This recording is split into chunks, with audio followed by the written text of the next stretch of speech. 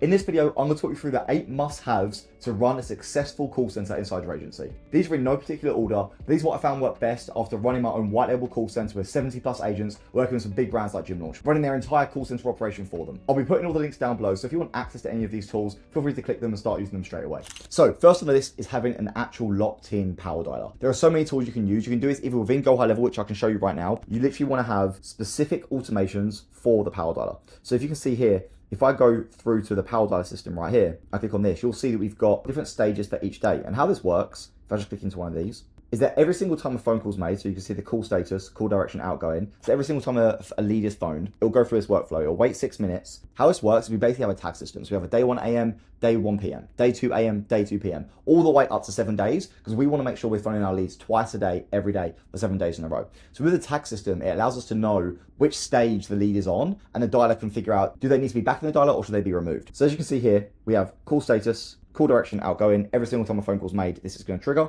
It goes down here, waits a few minutes just to let other automations run. And then what it does is it checks to see what tag it has. So we've got day 1 p.m. and day 1 a.m. So if it hasn't got the day 1 p.m. tag, it'll go down this none section. Then it will check to have the day 1 a.m. tag. If it does have the day 1 a.m. tag, it will remove the day 1 a.m. tag and it will add the day 1 p.m. tag. It will update some other things. It'll move the opportunity in the opportunity stages, and then it will wait a few hours and then re-add them back to the power dialer. So let's say they didn't have day 1 a.m. or day 1 p.m., right? That means it will go down the none, right? So nothing will happen to that lead. But if I go back to here and I go to day 2, you'll see here that it's checking for day 2. So we've got a day 2 p.m. tag or day 2 a.m. tag. And again, let's say it's got a day 4 a.m. tag. That means the day 2 will also go down the none and then go down none again. All of these workflows, we've got 7 of them. All 7 of these workflows, every single time a call is made to a lead, that lead will get put into all these workflows at once and it will go through all of them. But obviously only one of them will actually trigger because you should only have one of the tags. You should only have like day 1 a.m. or day 4 p.m. or whatever it is, right? This way, every single time we make a phone call, the system knows whether they should be back in the power dialer or they should be removed from the power dialer. Obviously, when you actually book an appointment, you remove all the tags, you remove them from the power dialer so they don't keep getting called. But having a system like this in GoHighLevel for your power dialer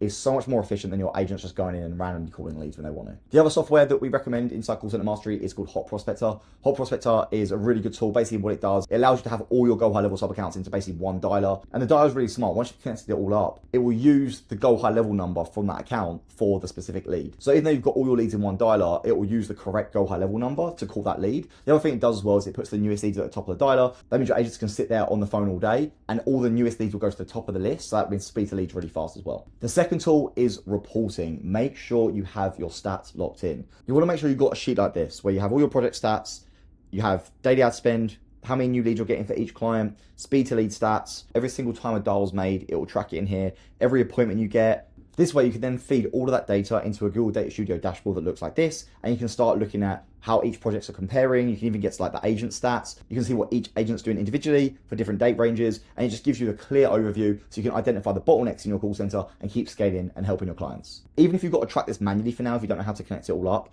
that's absolutely fine. Just make sure you are tracking the data, whether you have a VA doing it, whatever else. Obviously, if you can automate it all, it's way easier. All of this is fully automated, what we do, but you need to make sure you do have these stats, otherwise you just don't know what's going on. The third thing is having your emails and SMSs locked in for lead nurture and anti-no-show. I've got a whole document laying out the theory of lead nurture, the theory of show rates, and all the tactics you need within the actual nurturing parts and all the emails and texts, all that kind of stuff, to make sure you can get as many booked appointments as possible outside of the phone calls, and you can also reduce no-shows for your clients. Again, I'll put the link for that down below. The fourth thing is a software called CloseBot. You should not be having your setters or yourself, whoever's doing it, texting leads. The calls, yes, you need someone for them, but when it comes to texting leads, that can be fully done by AI now, and it's working really, really well. I recommend CloseBot. It's been incredible. You can do all different workflows. You can make it so you can make it qualify leads, then depending on their answer, it will go through different paths, ask different questions. It's really, really dynamic. It works really well, very easy to build. And the cool thing as well is this connects directly into GoHighLevel. So CloseBot can actually read the GoHighLevel calendar for your client, text a lead, and book them in directly as if a real human's booking them in.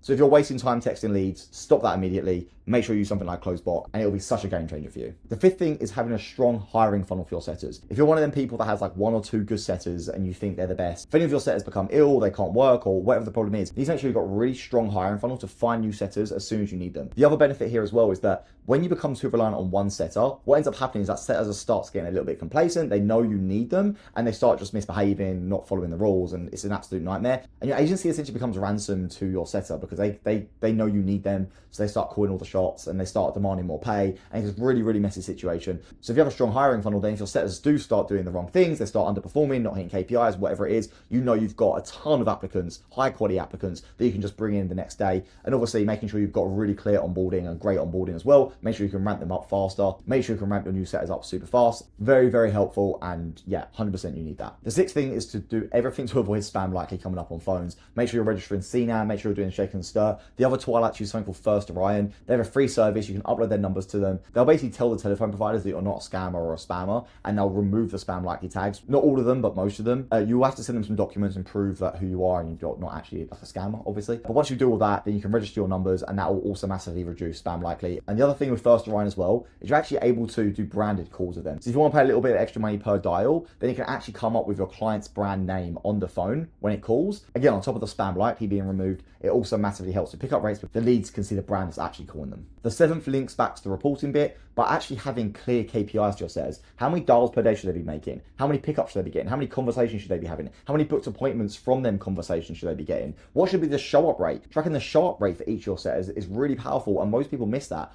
The reason why is because the quality of the conversation they have with that lead will determine if that lead actually shows up to the appointment or not. If the setter doesn't really build any rapport or any trust or anything like that, then all of a sudden the lead's not going to show. They might have booked the appointment, but the lead isn't going to show. And if the lead's not showing, then obviously who even cares? So actually having clear KPIs for your setters on what all of these metrics should be, it gives them a North Star to follow. And obviously if they're below KPI, they know they need to improve, and it'll just really help with them becoming the best setter they can. And the final must have is something called Linq Blue. What it allows you to do is connect an iPhone number to GoHighLevel, so you can actually send iMessages directly within GoHighLevel. Let me show you what this looks like. So if I go down to here, you can see on the right, we've got this bit that says iMessage.